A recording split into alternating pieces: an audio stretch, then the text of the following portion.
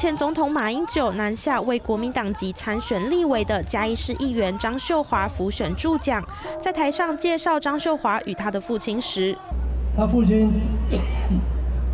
张东坤先生。随后喊出下架民进党口号，马英九再度咳了一声。频频咳嗽的马英九在讲到核能议题时，非核家园要把整个核能啊，全部都排斥掉，把核能讲成核南，还有这一句也口误。青年上战场，票投国民党。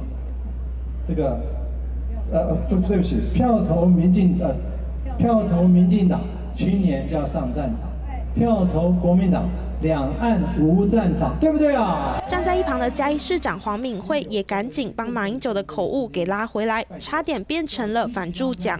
马英九一整晚的助讲，咳嗽、打喷嚏，也频频口误，状况不断。